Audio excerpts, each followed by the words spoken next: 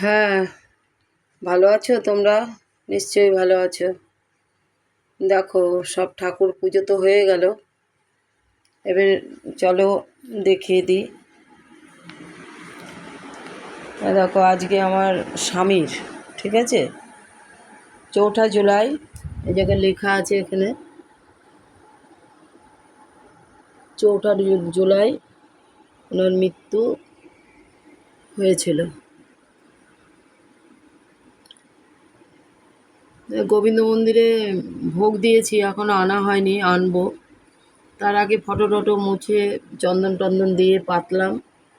পুরীর প্রসাদ দিয়েছি, দেখো, গোবিন্দকে পুজো দিয়েছি, সেই মিষ্টিটা দিয়েছি, জল দিয়েছি, ধূপকাঠি দিয়ে দিয়েছি। এখন এই মন্দিরে যাব, গোবিন্দ মন্দিরে ভোগ আনতে, আবার ভোগ দেব।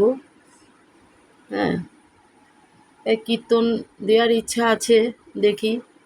হ্যাঁ, গতবারও দিয়েছিলাম কীর্তন, এবারও কীর্তন যাকে বলেছি, এখনো হ্যাঁ বলেনি, সময় আছে এখনও। তো এটা হলো আমার স্বামী, উনি চাকরি করতেন গভর্নমেন্ট গার্লসে, কৃষ্ণনগরে বাড়ি।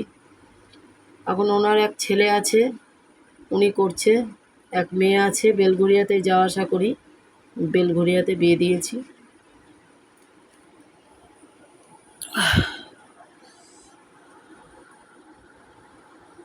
পুরো 20 বছর হয়ে গেল, 2005-এ মারা গেছে। পুরো 20 বছর হয়ে গেল। মেয়ে বিয়ে দিয়েছি, ছেলের এখনো বিয়ে হয়নি। ছেলে ওনারই চাকরি করছে, ওনারই চাকরি রেখে মারা গেছিলেন, তাই ওনার চাকরি করছে। উনি যেখানেই থাকুক, সুস্থ থাকুক, জন্ম তো হয়ে গেছে, সুস্থ থাকুক, ভালো থাকুক, আমাদের আশীর্বাদ করুক, ছেলে মেয়েকে আশীর্বাদ করুক, নাতি হয়েছে নাতিকে আশীর্বাদ করুক, ভরপুর আশীর্বাদ করুক। আর তোমরাও ভালো থাকো, সুস্থ থাকো, ভালো থাকো।